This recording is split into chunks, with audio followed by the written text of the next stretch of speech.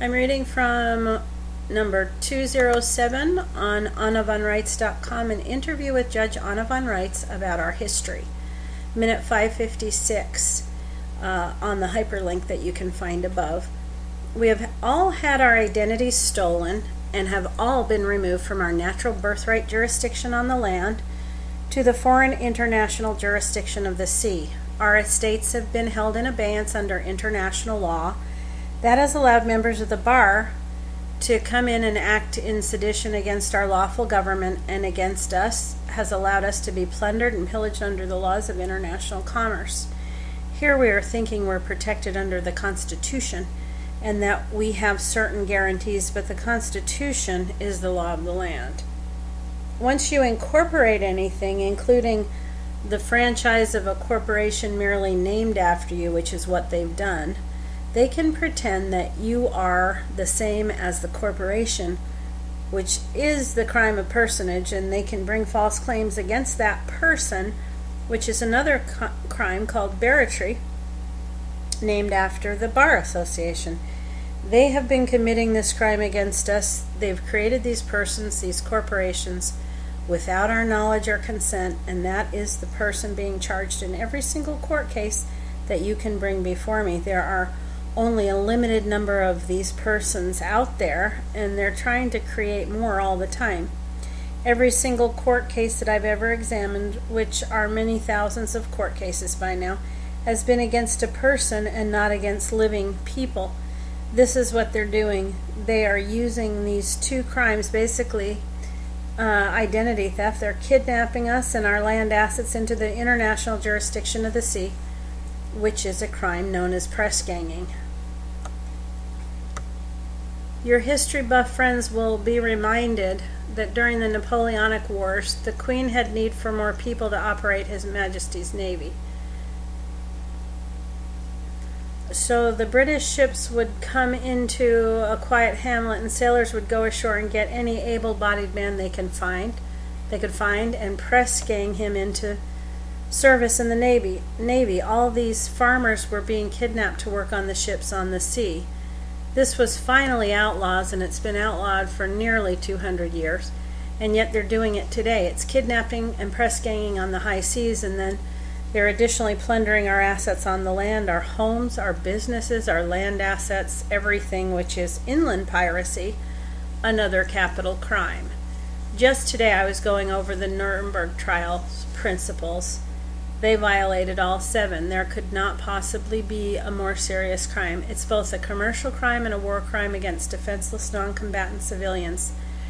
This had been done to us by foreign governments and international banks.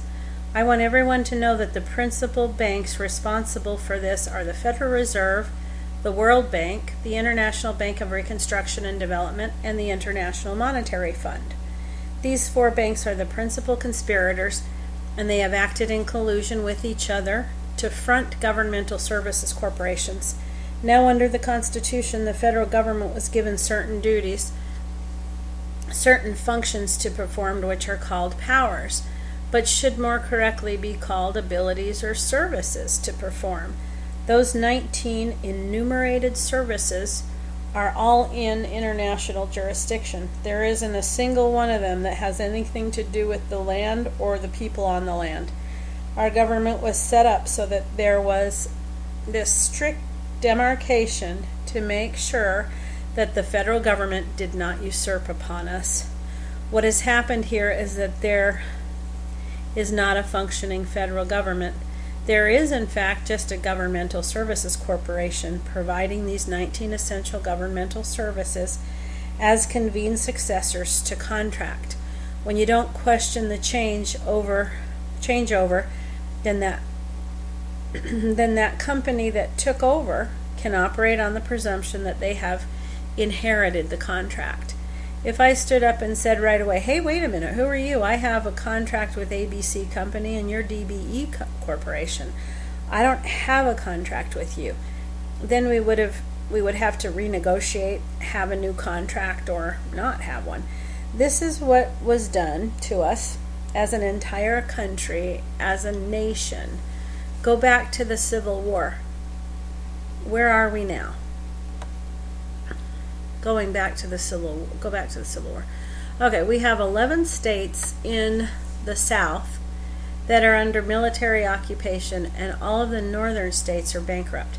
There's nobody in control of the entire continent except the Grand Army of the Republic, the Union Army, and a corporation operating as the United States of America in Washington, D.C., which is using the remaining members of the old Congress that was elected in 1860 as the board of directors. If you take anything and incorporate it, you take it off the land and straight into the international jurisdiction of the sea. So what is going on here at the end of the Civil War? We've got a military that is operating under General Order 100, the Lieber Code, which Abraham Lincoln adopted and forced upon his generals just prior to declaring the bankruptcy of the original United States Trading Company that had been providing governmental services. And you have the Congress operating as the United States of America Incorporated, a Delaware corporation. This is what we had at the end of the Civil War. There was no lawful government. We had a military enforcing its rules, its Lieber Code instructions, and a commercial corporation that is endeavoring to provide the essential government services as a successor to contract. The carpetbaggers were northerners who came to the South, and basically they were doing then what they're doing now. Right after Lee's army surrendered at Appomattox, we were taught that this was the end of the Civil War, but in point of fact, that was but the surrender of Lee's army to Grant's army. It was an armistice, not a peace treaty. In fact, there is no peace treaty that ever ended the Civil War. Our federal government existed stage left, incorporated, our federal government exited stage left, incorporated, and started functioning as a commercial corporation in the governmental services business and under the international jurisdiction of the sea as a corporation. That itself is legal to do, but they also acted as successor to contract as the unincorporated Federal Services Company. That altered the nature of the services company. It went from being a services company on the land to being a services corporation on the sea. There was no public understanding or description of any of this. It was handled as an internal corporate or business issue. As a result, the American people were never really told that this had been any wide-ranging, that it had any wide-range implications, nor how their government in those areas was being administered or by whom. When you elect members to Congress, that we know as the United States in Congress assembled, the people who attend that Congress are representatives of the land jurisdiction, and they are fiduciary entities who are 100% commercially and individually, as people, liable for what they do. If they don't do anything wrong, they can be charged. If they do anything wrong, they could be charged and could lose everything they have and can go to jail, and even held for treason if they knowingly do something to undermine the welfare of the individual states they represent or the people they represent. However, when you go into the international jurisdiction of the sea, the members of Congress are operating as United States Congress, not the United States in Congress assembled. The people attending there are but corporate officers. They are private corporate officers that have been elected to serve on the Board of Trustees for a governmental services corporation. They have no such public office. They have no such fiduciary responsibility or accountability. They can represent you just the way an actor might represent you on the stage. It has no public office. There is no public oath. In fact, if you go look it up, you'll see that all the members of Congress are taking their oath to the United States and not the United States of America. This has been a big semantic deceit in a fraudulent con game for a long, long time. If you get back to what went on in the South after the Civil War and the carpetbaggers, immediately after Grant accepted the surrender of Lee at Appomattox, there was considerable chaos to be dealt with. The only force that was in place and could maintain the peace was the Grand Army of the Republic, Grant's Union Army. The Congress was put into play even though They were operating only as a governmental services corporation, and they went from an enabling clause to an enactment clause. The Congress ordered district commanders to appoint civilians to act as judges in civil tribunals, as military common law tribunals. These civilians, of course, had to be Union sympathizers or actual people from the North who were brought in to act as judges and jury and legislature and all the rest. The carpetbaggers were people from the North who occupied these positions because they were from the North, and because for the most part they were vengeful. They used these positions, these seeming public offices, which were actually military offices, to plunder and pillage the Southerners. The instruction given by Congress was to deal with the remaining rebels in these southern states. This international law form, military common law, was imposed on the civilian population, and this has been called by various euphemistic names, such Special Admiralty, Executive Admiralty. That was the source of the gold fringe that you see on the flag displayed in all the courthouses. Wherever you see that war flag with the gold fringe on it, they're operating a military tribunal under military common law, which gives them a very free hand to dispose of any property, to jail any people they feel are a threat, abuse the public trust, and hold a club over our heads. This is what they've been doing for generations. However, in 1866, there was an action objecting to this, and the Supreme Court in Milligan ex parte handed down a decision that said, wherever the American common law courts are operating, it is unconscionable and unnecessary for there to be any form of military law exercised, and any such courts must shut down. Minute 2723. As you can see, these kinds of courts are very abusive, and they're very profitable because they can be used to seize property and take things away from people, be it land, home, businesses, freedom, or whatever they want. All these military courts can be used for these evil offices. Now, we have the answer in our hand. We can turn around and open our common law courts and force them to shut theirs down, which is why we have put such emphasis on restoring our county government and getting our American common law courts up and running. When we get our American common law courts at the county level up and running, we can force them to shut down their admiralty courts at the county level. When we get our common law state courts up and running, we can force them to shut down their federal state courts, which are also operating as military tribunals. This is why it is so important for people to understand the situation with regard to their lawful government. Remember what I said, when you incorporate anything, it goes zoom right into the international jurisdiction of the sea. It's no longer operating under the law of the land. So what happens?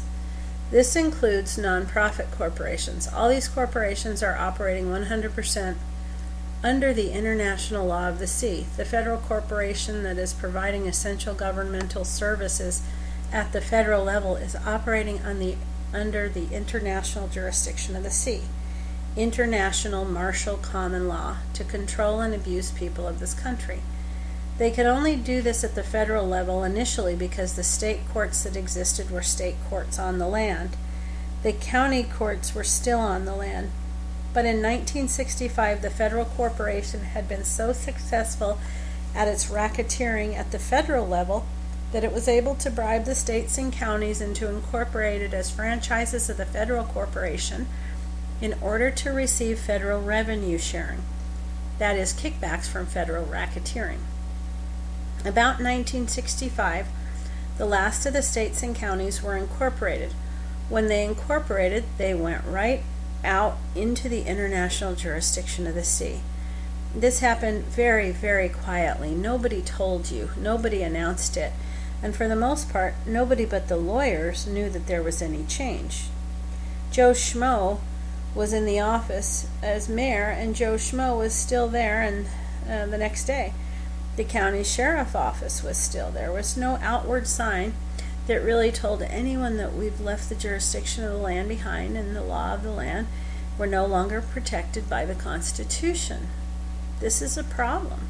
Nobody said that. For the most part, nobody knew this but the lawyers. Here we are in 1965, after the states and counties had incorporated. For a time, the most crucial offices, other than the offices of the judges, came down to the sheriff. We elect the county sheriff on good faith under the presumption that he's there to keep the peace and enforce the law of the land, the Constitution, the public laws that we rely on. But when the counties incorporated, his job phased. He was no longer responsible for enforcing the organic law, which is the Constitution, the Articles of Confederation, the Declaration of Independence, the Northwest Ordinance, and the Land Act of 1785. Those things he is not responsible for enforcing any longer. He's not responsible for enforcing the public statutes at large anymore. He's now a code, regulation, and statutes enforcer. He went from being a peacekeeping officer on the land to being a code enforcement officer on the sea. Code enforcement is simply the internal administrative law of the corporation. His office went from being a public office to being a private corporate office, the same way that the offices of Congress went from being public offices to being private corporate offices. For a long time, they continued to enforce the public organic law and the U.S. statutes at large as part of their job because they were used to doing that. But they were also tasked with enforcing all these corporate statutes and regulations and codes. As time went on, this became a friction because no man can serve two masters. It's not really a tenable situation to have a man whose job description is code enforcement officer for a corporation to also be working as in a public office as sheriff on the land enforcing the Constitution and the statutes at large. Many of these men, the sheriffs of the 60s, 70s, and 80s, shuffled along trying to do both jobs, one as a voluntary function and the other as an actual job description. This led to Sheriff Richard Mack and another Sheriff Prince bringing suits all the way to the United States Supreme Court because they were getting whacked from the corporate managers saying that they could not enforce the Constitution. They went all the way to the Supreme Court, and the Supreme Court came back in Mack and Prince versus USA Incorporated, saying yes, they could enforce the Constitution and other organic laws. But here's the thing, they can. They're enabled to. But will they? Among those men who do, many of them get blackballed by the corporate interests who want a free hand to do whatever they want to do to the rest of us. They also suffer a lot of discrimination on the job. They don't get the perks. They don't get the bonuses. They're not part of the crew. The men who struggle along and to do the right thing voluntarily and take on the extra job of enforcing the public law and the organic law of this country really take it in the shorts for being the good guy, even though they're enabled to, and even though the Supreme Court agrees that they're enabled to. The key office there is Sheriff on the Land, which has been converted to Sheriff on the Sea, from peacekeeping officer to code enforcement officer. In 1976, the Congress, operating as a board of directors of the United States Incorporated, formally released all state law and all state offices to the United Nations.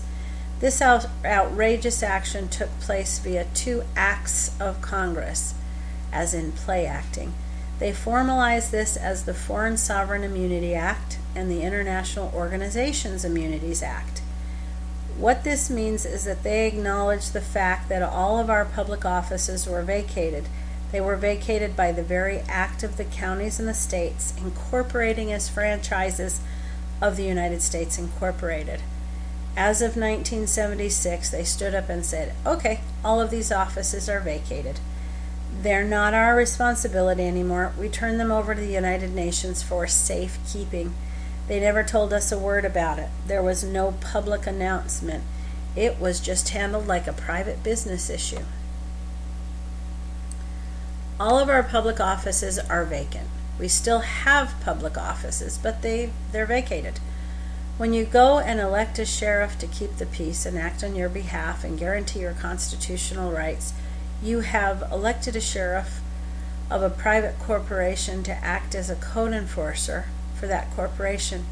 You're paying him for this. Either you have rocks in your head or you need to start doing what needs to be done, which is to fill those vacant public offices with people who are sworn in as public officials who have both accountability and the right and responsibility to exercise those public offices and to bring order and to bring justice back to the American people. The bar is guilty on many counts, and so is the American Bar Association. They are more like the foot soldiers. The banks are the real source of the problem. Their manipulation of currency is the root of the whole issue. Their greed, their profit-seeking, their mindless devotion to evil is what has created this entire mess. You can take it all back, 100%, to the banks, and from there, you can take it all back 100% to the banks, and from there can blame the lawyers and next the politicians. At each level, the blame gets more diluted. The banks started it, the lawyers carried forward on it to profit themselves, and the politicians are kind of split into two groups. There are those who are too clueless to be useful to do anything about it, and those who are corrupt. That's how all of that sorts out. Here's a starting fact for everyone.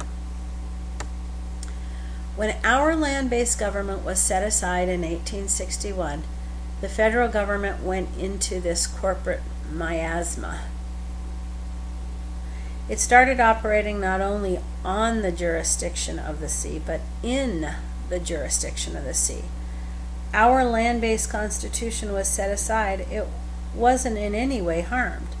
It did not lose its validity. In fact, it had to be in place in order for them to succeed to the service part of the contract. That original Constitution was called the Constitution for the United States of America. It was a capital T on the, a small f on for, and a small u on the United. If you look at that carefully, you see the, used in this way, means that there is only one. You also see that United was used as an adjective to describe the states of America. The actual parties to the Constitution are the unincorporated states of America, minute 4749. United was just an adjective describing their joint mutual action in support of the Constitution.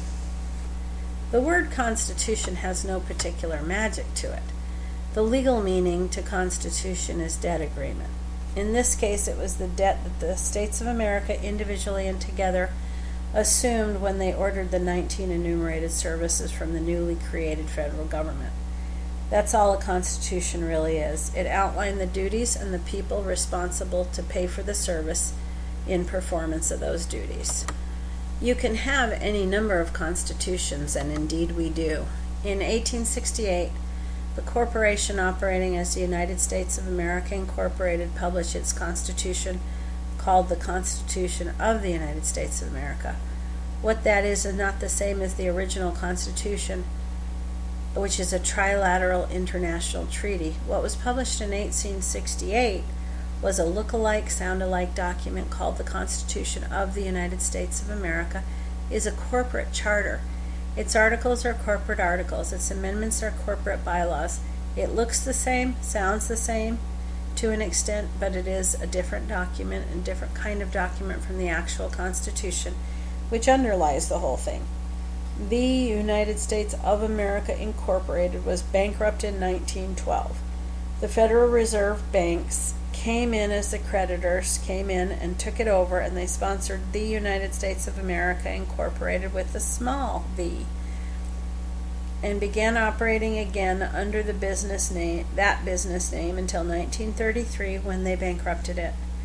That brought us to the International Monetary Fund that booted up the United States Incorporated and operated that services corporation, providing essential governmental services until quite recently. They went into final receivership in March of 2015. These different services corporations have one after another come into a successive to contract. They've come in as successors to contract. Tying back to our initial discussion, each one of these came back in and began providing essential governmental services, and the American people slept on. So you started out with the United States of America Incorporated with a capital T on the. It was organized by the Roman Catholic Church, the Holy See, as a non-profit governmental services organization back in 1868. It was bankrupted in 1912 and turned over to the international banks operating the Federal Reserve System. Rather, the Federal Reserve, I should say. They basically grabbed hold of our identity and abused our credit, created the bankruptcy that led to the Great Depression and all of that on purpose. From the banker's standpoint, the Great Depression was a wonderful thing. They put their competitors out of business. They got to buy labor for pennies on the dollar. They got to snap up land resources and other businesses. These guys were in Fat City over the Depression. They did it just for their own profit. They're criminals. They are all criminals. These people went out there, they did all their stuff and did it under all these business names as the United States with a capital T on the United States of America with a small t on the. They even incorporated in foreign countries. If you start looking into this stuff, you find that they've been playing this game of using and abusing us and our resources, pretending to be what they're not, and operating fast and loose. They have come in here and let me give you an example. The Federal Reserve sponsored the United States of America, incorporated with a small t on the. They bankrupted it in 1933 and 1934. As part of that, you'll see in the Emergency Bankruptcy Act of 1933 and in HJR 192 and elsewhere, they set up a fixed exchange rate for their private currency script known as Federal Reserve notes. What is a note? It is a promissory note. It is an IOU. They printed these things, these Federal Reserve notes, which are promissory notes of a private banking cartel, and they charged us for the privilege of using these private script notes, which are just IOUs. Then they set up this exchange rate that was fixed. It was a dollar for dollar exchange rate. It was their script, their useless paper promises against our United States dollars, which were defined as being an ounce of fine silver. They were able to trade their paper promises to pay for our actual gold and silver. In this way, they emptied Fort Knox, and by 1971, they had stolen all of our silver reserves too. Then they declared bankruptcy when it came time for them to pay back all money due against the promissory notes, and named our estates as their surety. They not only stole us blind and used bankruptcy protection, they also named us as the ones responsible for their debt.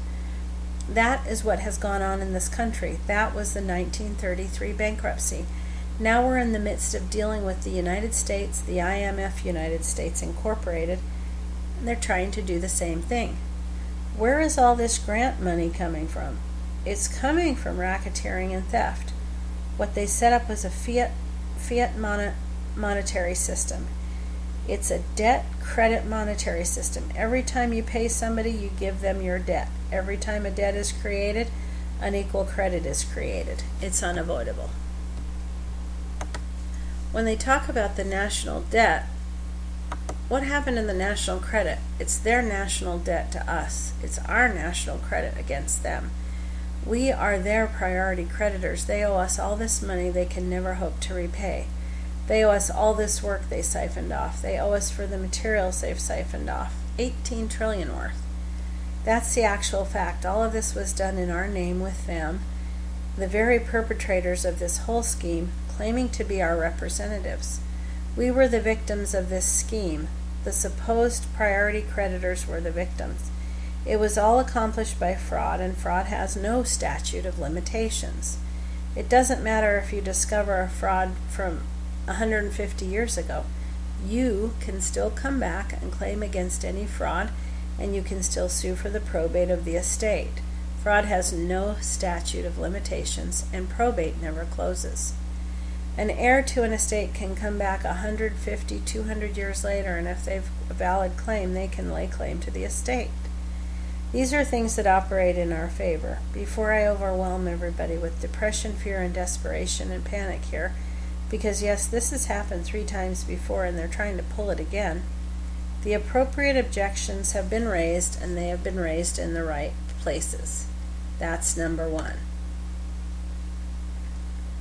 They tried to do an end run around the Constitution and just open up our borders and tried to destroy America. The way they did it is the IMF let the United States Incorporated go into receivership without naming a secondary, without naming anyone or anything to act as successor to contract. That left the federal side of the Constitution contract flapping in the wind, vacated like everything else. So we came in and formed a partnership agreement with the American Indian Nations as the federal entity. That sealed up the Constitution again. Until such time as everybody gets back into the saddle, reforms the land government that we're owed, and can be dealing with these large problems and this huge amount of criminality we've suffered, we have in that capacity made several moves. One of them is to the odious debt that has accumulated by both the Federal Reserve and the IMF against the American people and against our assets. An odious debt, as explained in our affidavit of probable cause, published in a book called You Know Something's Wrong When, the American Affidavit of Probable Cause, available on Amazon.com. An odious debt is debt that is created by fraud from which the victims do not benefit. The American people have been victims. We've been enslaved, we've been press-ganged, subject to inland piracy, suffered unlawful conversion, sedition against our lawful government, and treason. There's no doubt about it, but we're not guilty and we're not ignorant. We were deliberately kept in the dark so as to facilitate the criminal trespass against us and against our government. All the while we have blissfully been unaware of all these changes and machinations behind our backs. We cannot be held accountable for any of that. Now that we know the truth, we're responsible for owning up and governing ourselves. We have claimed always to be self-governing. Now we have to do the job. We have to get our own government on the land back up and in order to operate again as expeditiously as possible, and we can be helped in that by the efforts of a group of people in Michigan who, back at the time of the bankruptcy of the United States of America Incorporated, which was settled in 1999, realized that they had to make a claim on the land and its assets. They had to reinstate their land-based government or lose it.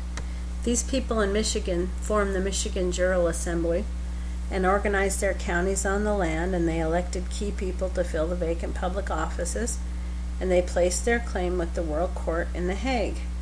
They also gave public notice in the Wall Street Journal and other publications around the world.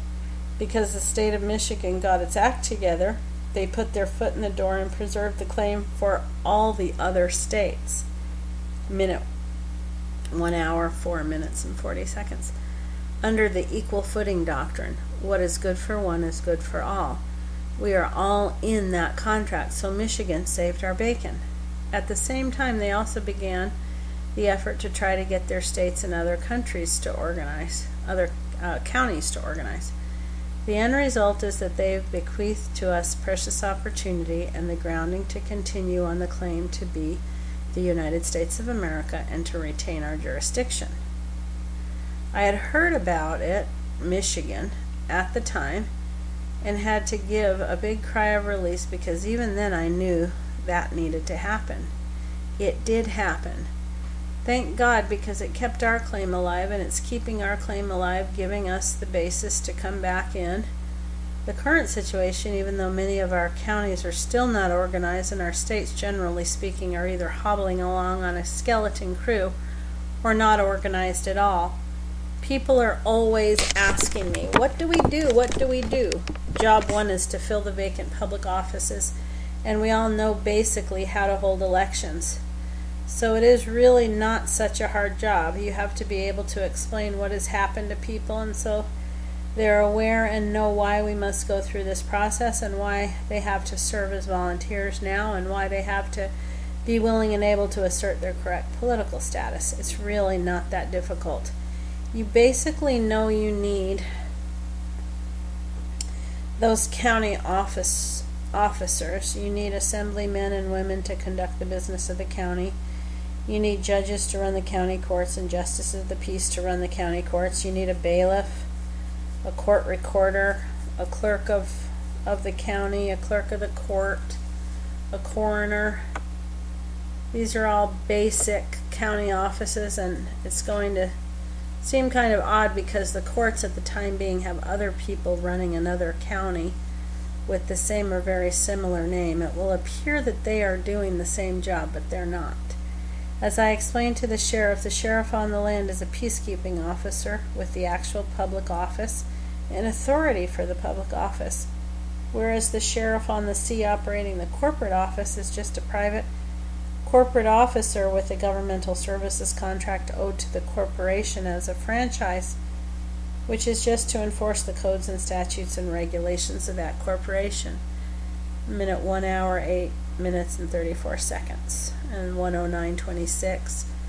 The Federal Reserve banks have reconstituted themselves under the offices of the United Nations city-states, and they are operating the Federal Reserve, styles as all capital letters, under the municipal law, and they have booted up the United States of America Incorporated, styled as all caps, and they have made a plan to become successor to contract, which we rebutted and rebuffed. 1 hour, 10 minutes.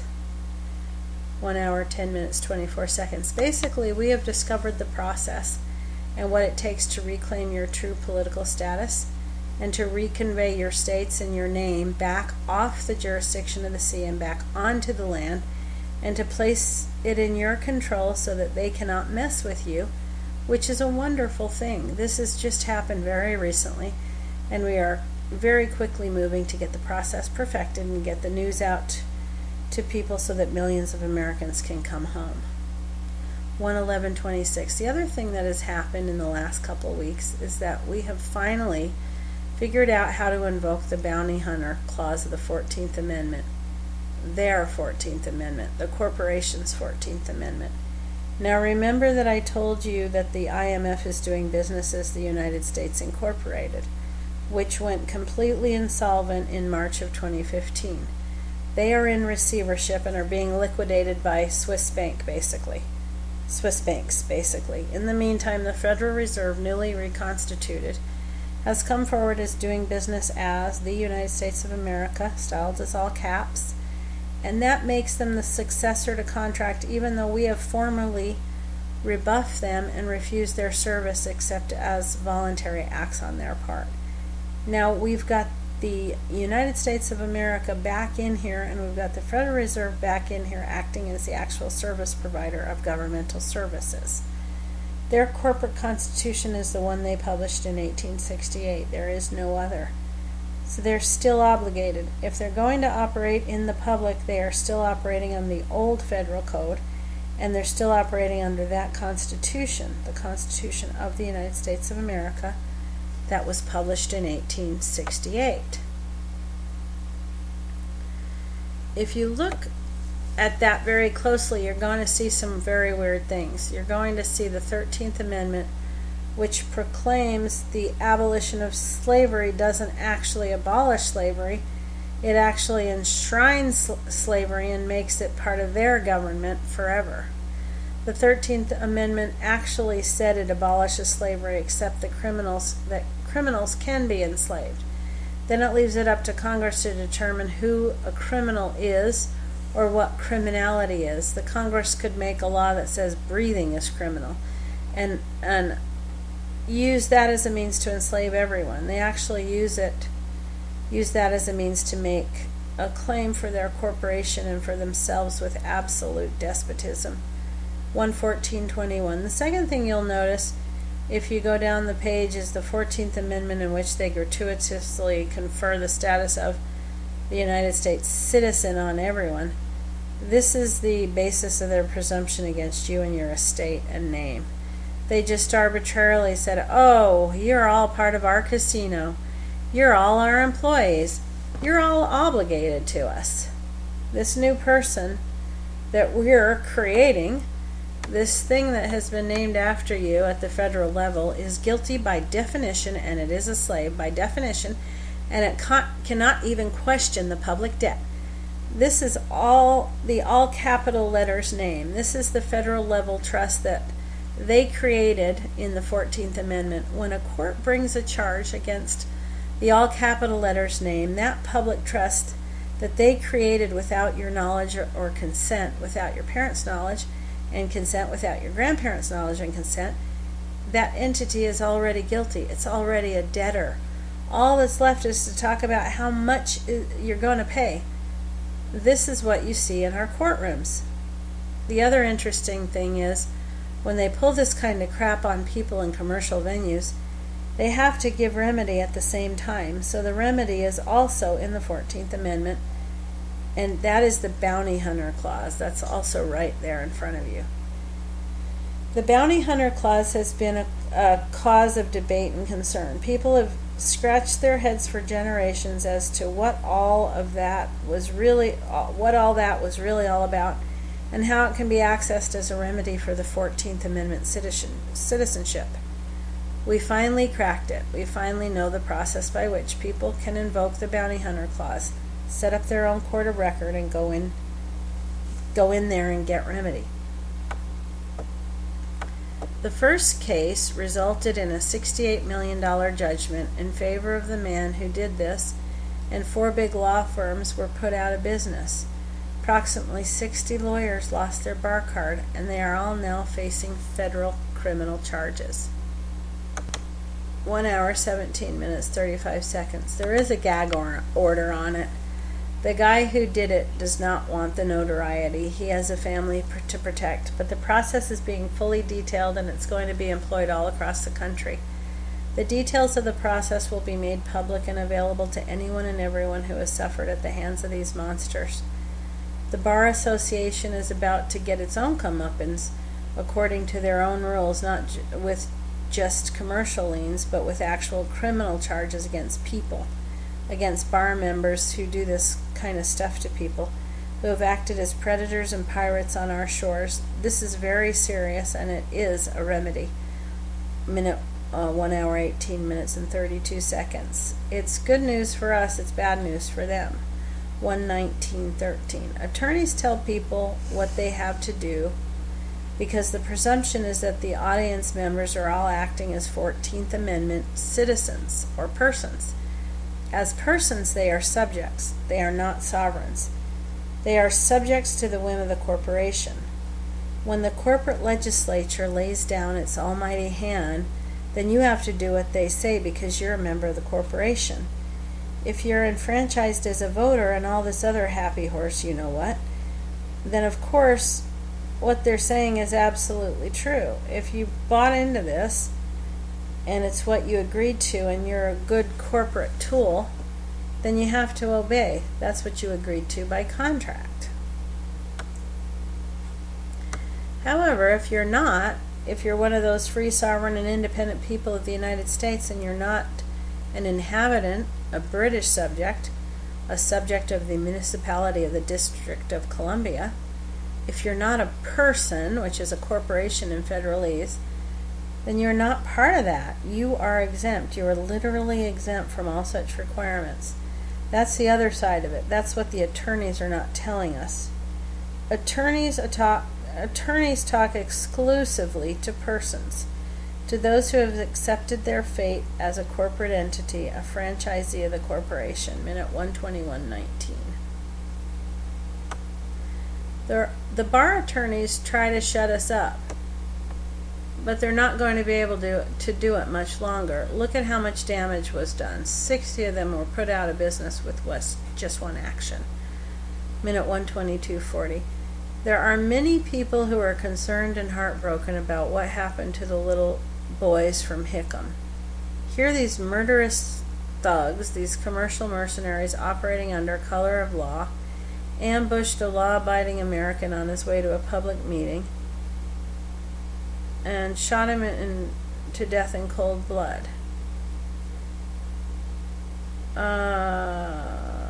Premeditated murder on our roads. Here's this Governor Brown and this Judge grasping, and this sheriff on the scene, all responsible for it with blood on their hands, still walking around, while Bundy and all the others are charged and threatened with 96 years in jail and all its other crapola. It seems they're just going to get rolled over. Let me tell you, they're not going to be steamrolled over. They may be in a federal jail at this moment under the false presumption they are persons, and that they acted as persons, and that they are civilly dead so far as the land jurisdiction is concerned. But the land jurisdiction is coming back, and the land jurisdiction has its authority firmly rooted in the international jurisdiction of the sea as well as on the land. We are coming back after those rats, those criminals in the international jurisdiction of the sea. We are going to commercial lien them up out of existence. We're going to bring them to trial as war criminals, and we're going to seek the absolute relief and restitution of the victims of this, that the victims of this are owed. It's coming. The answer to the whole thing is coming. Minute 124:38, 125:12. Average people acting in the public interest can destroy these corporations. Corporations are subject to liquidation. If they operate outside their charter or act in a criminal manner, they can be liquidated right down to their eye teeth. Every corporate officer has no public office. They have no immunity. I tried to tell Sheriff Ward the truth before he got involved in all this. I gave him fair warning twice. You can read my letters to Sheriff David Ward on my website. I told him, and I told these FBI agents also, but they chose the Nuremberg defense. I was just following orders. The result is it's going to be the same. They're all going to be tried and will probably end up with their necks under piano wire.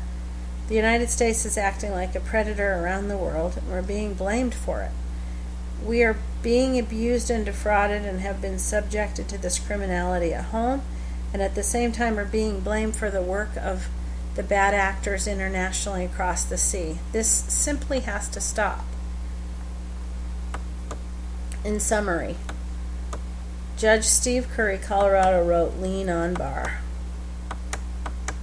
And these are bullet points. Once you incorporate anything, including the franchise of a corporation merely named after you, which is what they've done, they can pretend that you are the same as the corporation, which is the crime of personage, and they can bring false claims against that person, which is another crime named barratry, named after the Bar Association. They're kidnapping us and our land assets into the international jurisdiction of the sea, which is a crime known as press ganging. The principal banks responsible for this are the Federal Reserve, the World Bank, the International Bank of Reconstruction and Development, and the International Monetary Fund.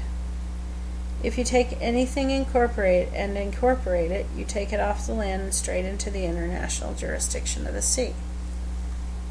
The end of the Civil War, we got a military operating under General Order 100, the Lieber Code, which Abraham Lincoln adopted and forced upon his generals just prior to declaring the bankruptcy of the original United States Trading Company that had been providing governmental services, and you have the Congress operating as the United States of America Incorporated, a Delaware corporation. When you go onto the international jurisdiction of the sea, the members of Congress are operating as United States Congress, not the United States in Congress assembled.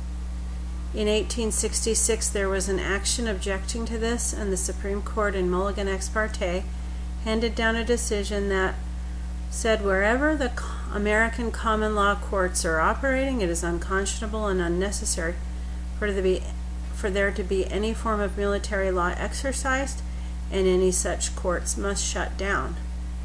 We can turn around and open our common law courts and force them to shut down.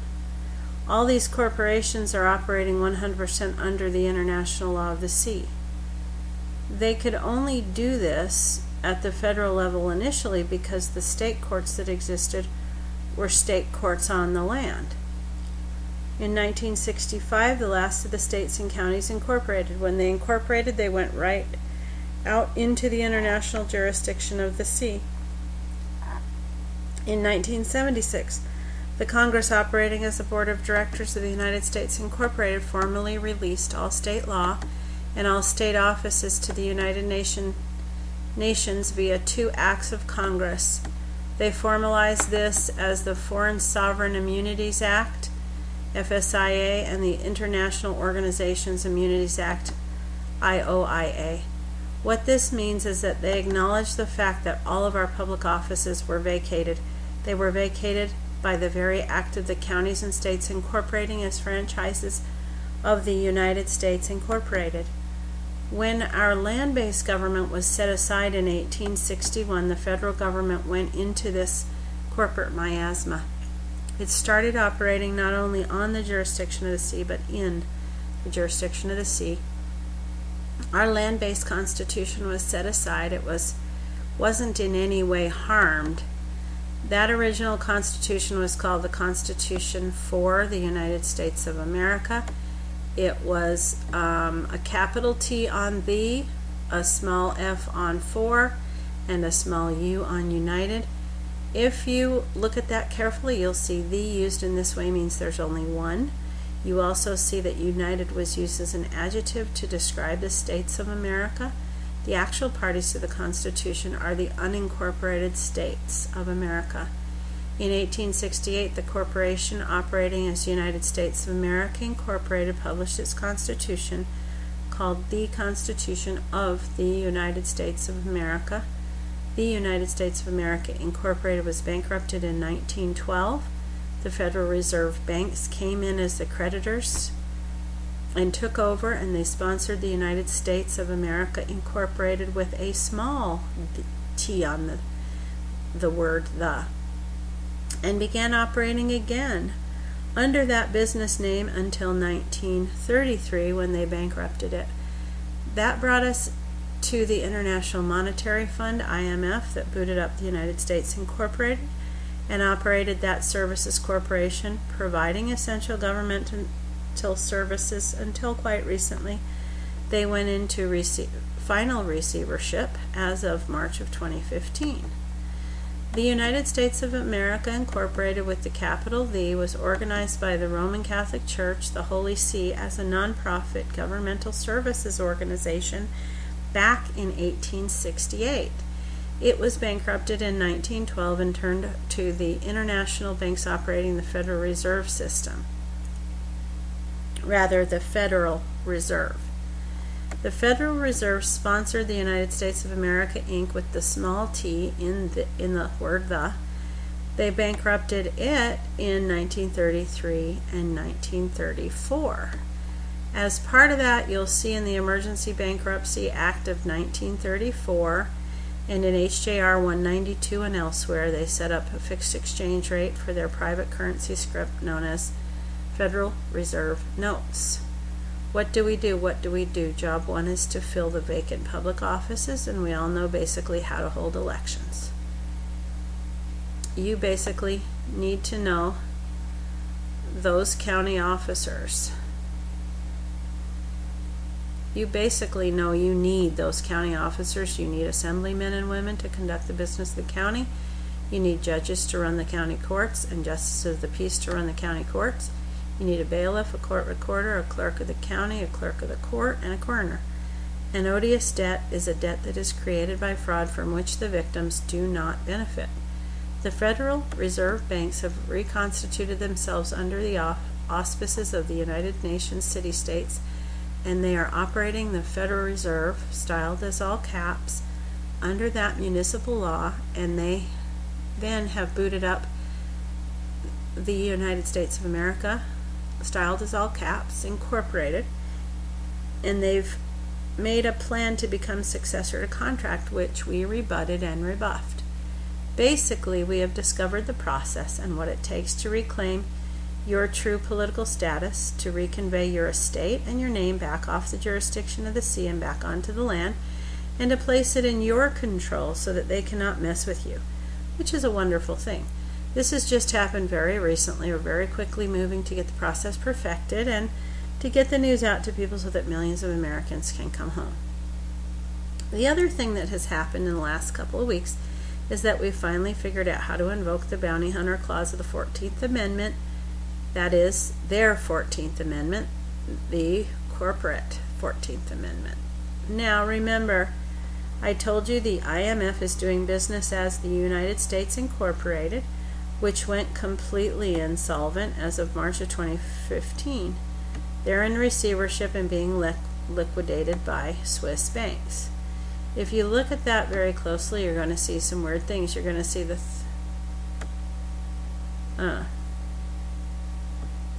okay, that's kind of a non sequitur. If you look at the Constitution of the United States very closely, you're going to see some weird things. You're going to see the 13th Amendment, which proclaims the abolition of slavery, doesn't actually abolish slavery. It actually enshrines slavery and makes it part of their government forever. The 13th Amendment actually said it abolishes slavery except that criminals can be enslaved. Then it leaves it up to the Congress to determine who is a criminal or what criminality is.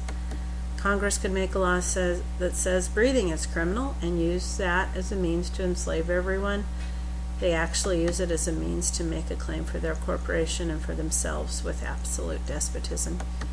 You'll notice if you go down the page is the 14th Amendment, in which they gratuitously confer the status of the United States citizen on everyone.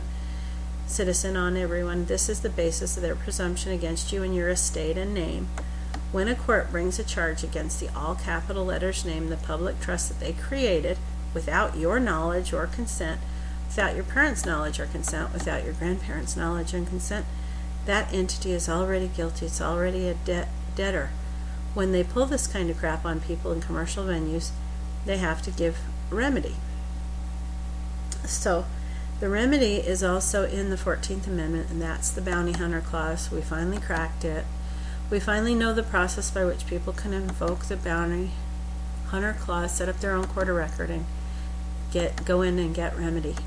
The very first case resulted in a $68 million judgment in favor of the man who did this, and 4 big law firms were put out of business. Approximately 60 lawyers lost their bar cards, and they are now facing federal criminal charges. That's the end of the summary, the end of the essay. Ended rather abruptly, but you can look this up on AnnaVonReitz.com. Find the PayPal button, give generously, and you spell the site ANNAVONREITZ.com.